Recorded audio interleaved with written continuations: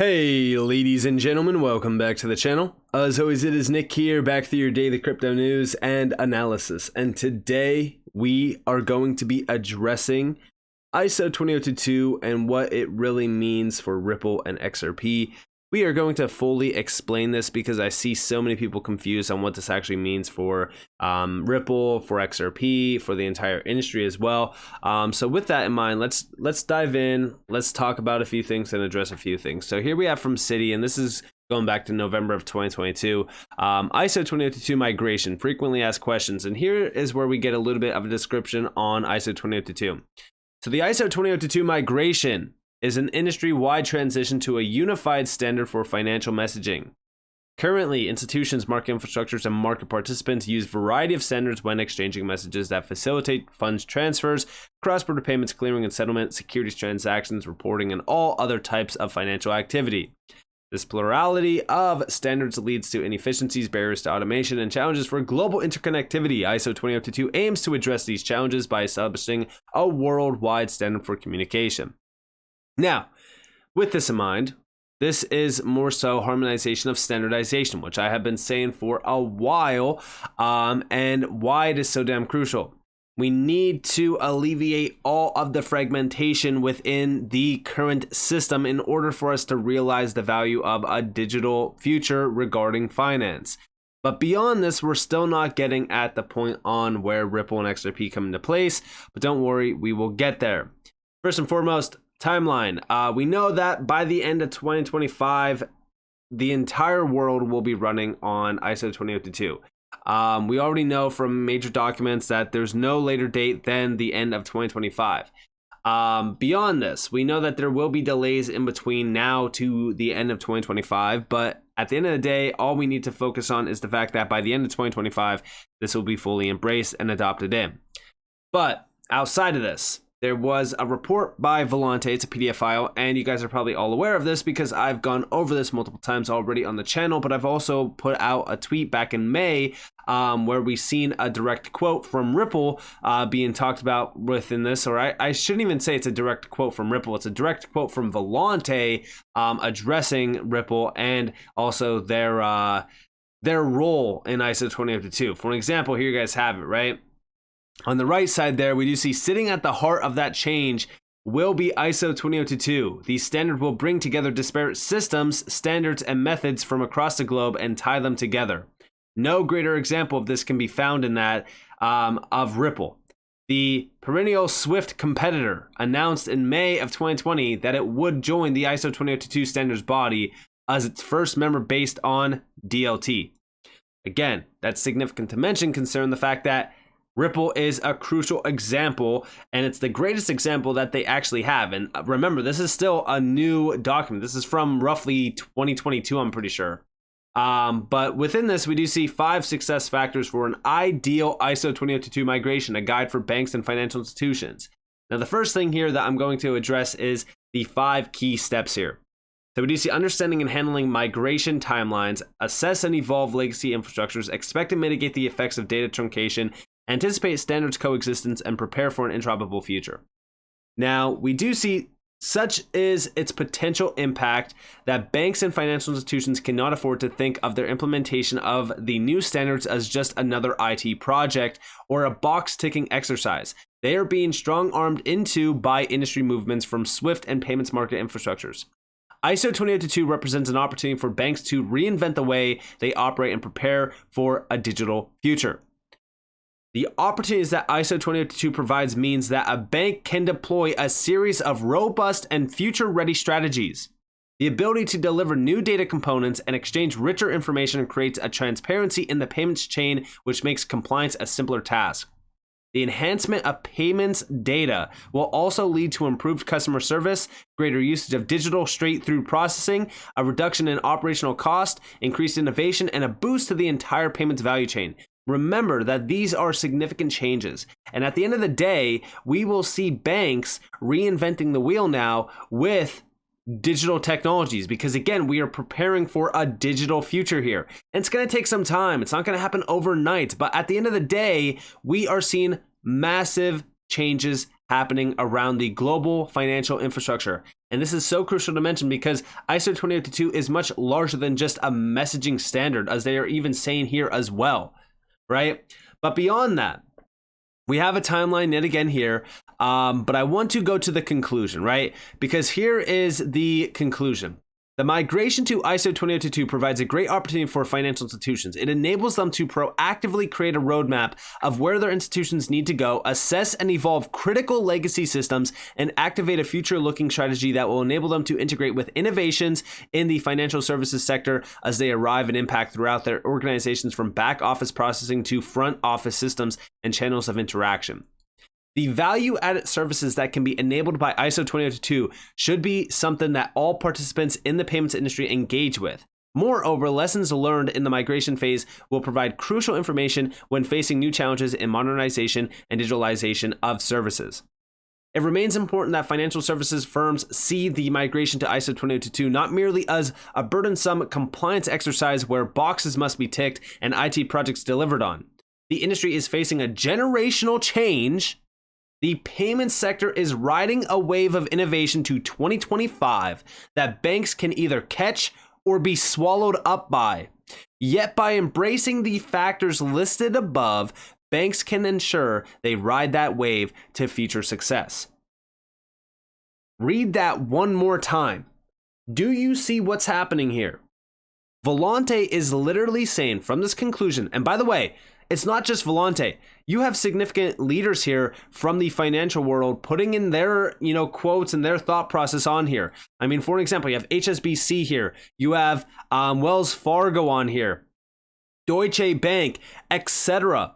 Listen, at the end of the day, banks cannot afford to miss out on this massive change. And this is a generational change, as you guys do see being mentioned from Volante. And they're even saying that banks can either catch the wave or be swallowed up by it. So now is the time for banks to innovate with this. This is very significant to mention. Now, outside of this, right, we see a few major players being talked about and mentioned regarding some ISO 2022 changes. So shout out to XRP Daily, XRP XLM Verse over on Twitter. The clearinghouse TCH is rescheduling the chips. Chips equals the largest private sector USD clearing system in the world. ISO 2022 implementation from November of this year to April of 2024. Either way, like I said, these changes are going to probably be delayed. They're probably going to move around some dates and things like that. But at the end of the day, this is still something to watch for, because this is a generational change. Because remember, ISO 20022 has been out since around 2004, but it has not seen any significant adoption until just recently. But we do see the new chips migration date will allow chips participants to better manage the global transition to ISO 20022 by retaining sufficient timelines or timeframes between ISO migrations. $1.9 trillion in payments flows through chips each day. And we do see him saying, now imagine XRP and XLM capturing some of that. I honestly don't think it's just specific currencies. I think that it's just space alone, right? Like, there's so much incredible technology behind, Hedera, for an example. And it's so significant to mention this because, listen, we are seeing ISO 2022 bring about a massive change to the financial system, and we are going to see digitalization, modernization being the crucial piece of that puzzle. And what technology are they going to be tapping into? We know from all of the documentation that DLT, blockchain, crypto, it truly is the future, especially when we are seeing digitalization being talked about and addressed. We see this in trade finance with Zinfin, aka XDC. And, I constantly say this, if you are going to sit there and say, yeah, ISO 2022 means nothing for crypto and for XRP or any of this, and not do any research on the subject, then I just can't simply agree with you.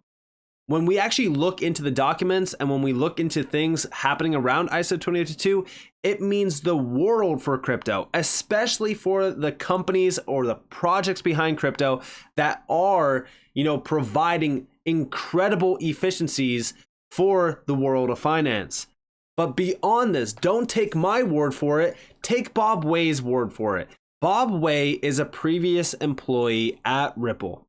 For anybody who doesn't know who Bob Way is, here you guys have his overall background, dating all the way back to 1988. Here's where he worked at Ripple. He worked at Ripple for about roughly 5 years.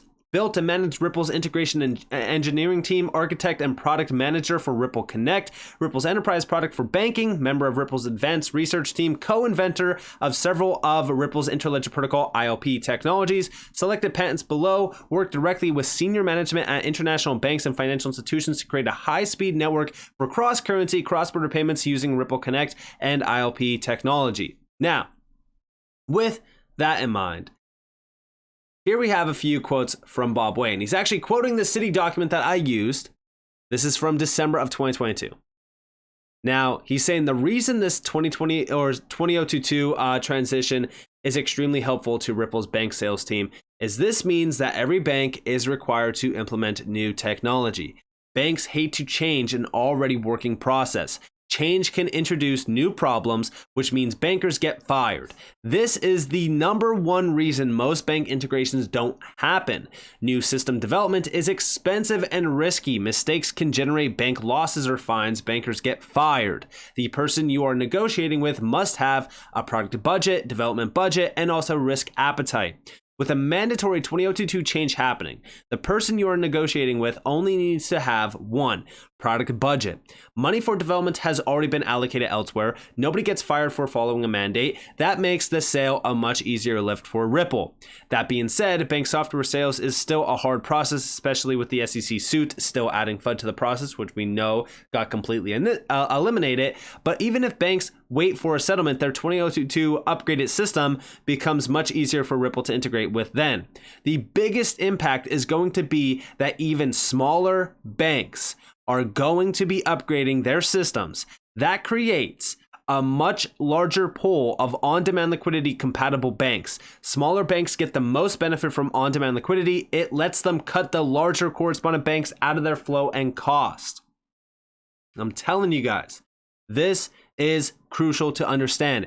This could mean the world for Ripple and XRP because, again, this is tapping into on-demand liquidity. But beyond that, right, what he's talking about here is the expensive process for banks to actually innovate. That's why we haven't seen major changes happening around the legacy system. It's because changes are extremely expensive and they're a burden, especially when you have to bring in IT to change things. And then you also have to have training people how to utilize these new systems. It's a big headache. But what we do know is that plug and play technology is the crucial thing to focus on. We actually know going all the way back to 2016 is when Volante launched a plug and play Ripple integration solution. During this time, again, a lot of this was still very new to most people. They didn't understand how this actually worked. What you see, Volante Technologies has launched a new solution as part of its Volpay Foundation payments platform for integration with Ripple's DLT. Now, again, we know that this is quoted every single day within this market now around this integration. But the thing that I really want to focus on is this. It has now brought to market an integration solution wholly designed to simplify the connectivity to Ripple. According to Volante, the new offering encompasses the necessary workflow, message transformation, and payment orchestration requirements to allow banks a significantly simpler method of integrating with Ripple's payment network, both on the sending and receiving side, with minimal, if any, changes to their existing payment systems. Again, that is big to mention because, listen, this will alleviate a lot of the pain points, the upfront costs, the training, the IT, this, that, the burdens regarding actually innovating is completely eliminated. And remember, this is back in 2016. We are talking about 7 years ago now. And we even do see from the market engagement director comments that the aim has been to make integration with Ripple a plug and play process. They want to make this as simple as possible. We also do see the Ripple effect. Volante is not the only one to pledge its dedication to Ripple. Here are a few other players. For example, Canada-based Expertus Technologies is piloting a program for financial institutions We also see cross-border payments and ACH operator Earthport, which everyone knows about Earthport at this point. Deloitte is pioneering an integration project combining Ripple's protocol and Temenos core banking software, which, by the way, we've quoted Temenos in the past, Santander as well, D+H, SBI Holdings. These are ones that we all know about. But again, like, this is back in 2016. So a lot of this was still pretty new at that time. But beyond that, we also see over here, just from recently, this is 2022, so this is pretty new, core issue. Plug and play is transformative for banks and credit unions. The way traditional core providers and fintechs provide services for community banks and credit unions is vastly different than just a few years ago. The plug and play trend is allowing smaller financial institutions to stay competitive with deep-pocketed big banks on the technology front. One new challenge, the overwhelming number of choices. So again, Ripple is not the only choice here, but we know that it's probably the most efficient and disruptive and transformative choices out there. But we are seeing a major change happening here, and we know that plug and play is the crucial choice for these major banks, because we even see here anyone who's ever added new software to a home computer and had it work right away understands the concept of plug and play. It now applies equally, if not quite so simply, to far more sophisticated software applications that banks and credit unions increasingly need to stay competitive. Thanks to rapid adoption of application programming interfaces, APIs, and greater openness, finally, from the mainstream core technology providers, smaller financial institutions can now integrate snazzy fintech functionality accessible only to much bigger competitors in the past. So again, like, as we actually look at this, right, we know that APIs, plug and play, and disruptive technology is the choice. Plug and play is the crucial thing. And who has been a pioneer of plug and play technology? Ripple. They have been tapped in with Volante forever regarding this. And we know that Volante has been quoted saying that Ripple is the greatest example of an ISO 20022 compliant solution that is extremely disruptive, that is also catering to the major banks and the smaller banks. And even Bob Way is saying, like, you know, smaller banks have a massive opportunity. Like, this is the biggest impact. Smaller banks, for the first time, now can cut out the larger correspondent banks. And that is huge. They have the most to benefit here. And when we start to see smaller banks flooding in, tapping into on-demand liquidity, well, that's where we really kind of start to see major changes happening. And again, now that the lawsuit is put behind us, and now that we see standardization moving pretty quickly, yeah, I'm pretty damn excited. And yes, I also think that ISO 20022 could essentially mean the world for this entire space, because it requires these banks to actually have a mandate to change their internal systems. Now, does that mean that every single major bank is going to tap into Ripple? Does that mean that every single major bank is going to innovate with crypto? No, it doesn't. But I do believe that if crypto is the most beneficial and most transformative technology out there, then why the hell wouldn't they? It just makes sense.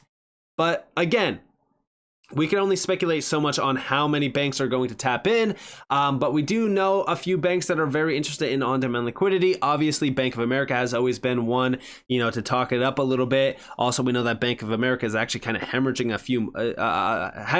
some money right now on a few of their investment products, specifically securities, right? Like, we know that I think it's like 180 billion or something like that. The last time that we looked at it was a massive amount of money that they were hemorrhaging on securities, but regardless of that, we know that banks right now are constricted heavily on liquidity, and over the next couple years, I don't see that alleviating at all.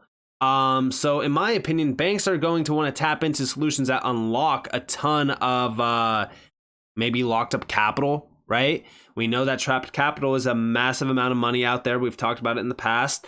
But beyond that, on-demand liquidity also opens up a ton of revenue opportunities as well. So, for banks, I really do think that this just makes sense, but maybe I'm wrong. Maybe I'm thinking about it a little bit differently. Maybe I'm biased, but I think that this might just very well be the best in class technology for banks to really kind of tap into. But it's not just going to be XRP. It's not just going to be Ripple, right? It's going to be other major players as well. But I do think that crypto and the world of DLT and blockchain is truly going to start to see a big change happening over the course of the next couple of years. I think that adoption from the institutional side of things is already kind of picking up.